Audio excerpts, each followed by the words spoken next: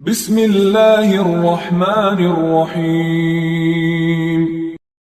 ایوب سختیانی نے عمرو بن دینار سے انہوں نے جابر سے فرمایا کہ معاذ نبی کریم صلی اللہ علیہ وسلم کے ساتھ نماز پڑھتے، پھر واپس آ کر اپنی قوم کو نماز پڑھاتے تھے۔ صحیح بخاری حدیث نمبر 711۔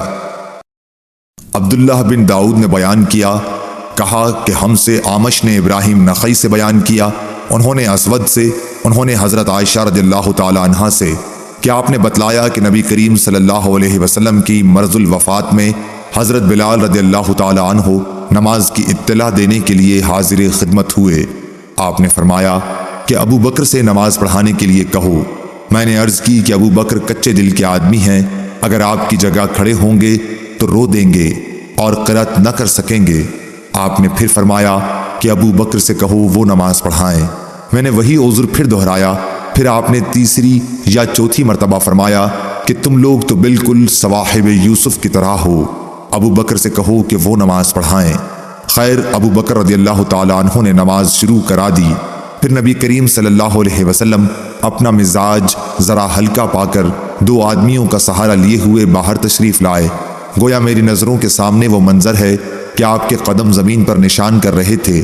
ابو بکر آپ کو دیکھ کر پیچھے ہٹنے لگے، لیکن آپ نے اشارے سے انہیں نماز پڑھانے کے لیے کہا۔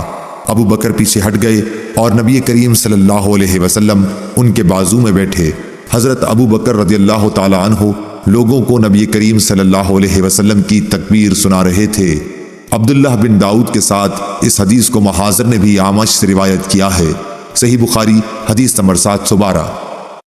ابو معاویہ محمد بن حازم نے آمش کے واسطے سے بیان کیا، انہوں نے ابراہیم نخعی سے، انہوں نے اسود سے، انہوں نے حضرت عائشہ رضی اللہ تعالی عنہا سے۔ آپ نے بتلایا کہ نبی کریم صلی اللہ علیہ وسلم زیادہ بیمار ہو گئے تھے تو بلال رضی اللہ تعالی عنہ آپ کو نماز کی خبر دینے آئے۔ آپ نے فرمایا کہ ابو بکر سے نماز پڑھانے کے لیے کہو۔ میں نے کہا یا رسول اللہ، ابو بکر ایک نرم دل آدمی ہیں اور جب وہ آپ کی جگہ کھڑے ہوں گے لوگوں کو شدت گریہ کی وجہ سے آواز نہیں سنا سکیں گے، اس لیے اگر آپ عمر رضی اللہ تعالی عنہ سے کہتے تو بہتر تھا۔ آپ نے فرمایا کہ ابو بکر سے نماز پڑھانے کے لیے کہو۔ پھر میں نے حفصہ رضی اللہ تعالی عنہ سے کہا تم کہو کہ ابو بکر نرم دل کے آدمی ہیں اور اگر آپ کی جگہ کھڑے ہوئے تو لوگوں کو اپنی آواز نہیں سنا سکیں گے، اس لیے اگر عمر سے کہیں تو بہتر ہوگا۔ اس پر آپ نے فرمایا کہ تم لوگ صواحب یوسف سے کم نہیں ہو، ابو بکر سے کہو کہ نماز پڑھائیں۔ جب ابو بکر رضی اللہ تعالی عنہ نماز پڑھانے لگے تو حضور صلی اللہ علیہ وسلم نے اپنے مرض میں کچھ ہلکا پن محسوس فرمایا اور 2 آدمیوں کا سہارا لے کر کھڑے ہو گئے۔ آپ کے پاؤں زمین پر نشان کر رہے تھے۔ اس طرح چل کر آپ مسجد میں داخل ہوئے۔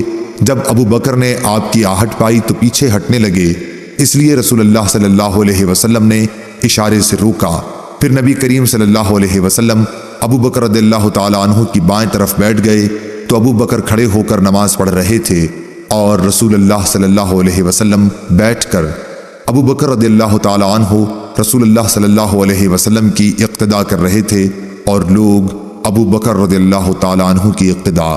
صحیح بخاری حدیث نمبر 713۔ ابو ہریرہ رضی اللہ تعالی عنہ سے روایت ہے کہ رسول اللہ صلی اللہ علیہ وسلم نے ظہر کی نماز میں 2 رکعت پڑھ کر نماز ختم کر دی تو آپ سے ذوالیدین نے کہا کہ یا رسول اللہ، کیا نماز کم ہو گئی ہے یا آپ بھول گئے ہیں؟ اس پر آپ صلی اللہ علیہ وسلم نے اور لوگوں کی طرف دیکھ کر پوچھا، ذوالیدین صحیح کہتے ہیں؟ لوگوں نے کہا ہاں۔ پھر آپ اٹھے اور دوسری رکعتیں بھی پڑھیں، پھر سلام پھیرا، پھر تکبیر کہی اور سجدہ کیا، پہلے کی طرح یا اس سے بھی کچھ لمبا سجدہ۔ صحیح بخاری حدیث نمبر 714۔ حضرت ابو ہریرہ رضی اللہ تعالی عنہ سے روایت ہے، آپ نے بتلایا کہ نبی صلی اللہ علیہ وسلم نے ایک مرتبہ ظہر کی صرف 2 ہی رکعتیں پڑھیں اور بھول سے سلام پھیر دیا۔ پھر کہا گیا کہ آپ نے صرف 2 ہی رکعتیں پڑھی ہیں، پس آپ نے 2 رکعتیں اور پڑھیں، پھر سلام پھیرا، پھر 2 سجدے کیے۔ صحیح بخاری حدیث نمبر 715۔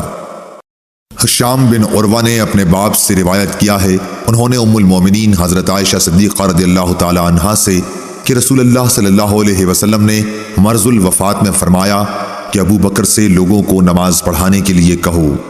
حضرت عائشہ رضی اللہ تعالی عنہا کہتی ہیں کہ میں نے عرض کی کہ ابو بکر آپ کی جگہ کھڑے ہوئے تو رونے کی وجہ سے لوگوں کو اپنی آواز نہ سنا سکیں گے، اس لیے آپ عمر رضی اللہ تعالیٰ عنہ سے فرمائیے کہ وہ نماز پڑھائیں۔ آپ نے پھر فرمایا کہ نہیں، ابو بکر ہی سے نماز پڑھانے کے لیے کہو۔ حضرت عائشہ رضی اللہ تعالیٰ عنہ بیان کرتی ہیں کہ میں نے حفصہ رضی اللہ تعالیٰ عنہ سے کہا کہ تم بھی تو حضرت صلی اللہ علیہ وسلم سے عرض کرو کہ اگر ابو بکر آپ کی جگہ کھڑے ہوئے تو آپ کو یاد کر کے گریہ وزاری کی وجہ سے لوگوں کو قرآن نہ سنا سکیں گے، اس لیے عمر سے کہیے کہ وہ نماز پڑھائیں۔ حضرت حفصہ رضی اللہ تعالیٰ عنہ نے بھی کہہ دیا۔ اس پر رسول اللہ صلی اللہ علیہ وسلم نے فرمایا، بس چپ رہو، تم لوگ صواحب یوسف سے کسی طرح کم نہیں ہو، ابو بکر سے کہو کہ وہ نماز پڑھائیں۔ بعد میں حضرت حفصہ رضی اللہ تعالیٰ عنہ نے حضرت عائشہ رضی اللہ تعالیٰ عنہ سے کہا، بھلا مجھ کو تم سے کہیں بھلائی ہوئی ہے؟ صحیح بخاری حدیث نمبر 716۔ سالم بن ابو الجعد نے کہا کہ میں نے نعمان بن بشیر رضی اللہ تعالیٰ عنہ سے سنا کہ نبی کریم صلی اللہ علیہ وسلم نے فرمایا، نماز میں اپنی صفوں کو برابر کر لو، نہیں تو خداوند تعالی تمہارے منہ الٹ دے گا۔ صحیح بخاری حدیث نمبر 717۔ ابو معمر نے بیان کیا، کہا کہ ہم سے عبد الوارث نے عبد العزیز بن صہیب سے بیان کیا، انہوں نے حضرت انس رضی اللہ تعالی عنہ سے کہ نبی کریم صلی اللہ علیہ وسلم نے فرمایا، صفیں سیدھی کر لو، میں تمہیں اپنی پیٹھ کے پیچھے سے دیکھ رہا ہوں۔ صحیح بخاری حدیث نمبر 718۔ حمید طویل نے بیان کیا، کہا کہ ہم سے انس بن مالک رضی اللہ تعالی عنہ نے بیان کیا، انہوں نے کہا کہ نماز کے لیے تکبیر کہی گئی تو رسول اللہ صلی اللہ علیہ وسلم نے اپنا منہ ہماری طرف کیا اور فرمایا کہ اپنی صفیں برابر کر لو اور مل کر کھڑے ہو جاؤ، میں تم کو اپنی پیٹھ کے پیچھے سے بھی دیکھتا ہوں۔ صحیح بخاری حدیث نمبر 719۔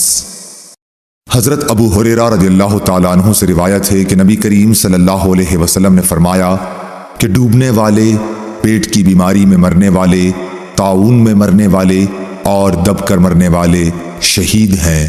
صحیح بخاری حدیث نمبر 720۔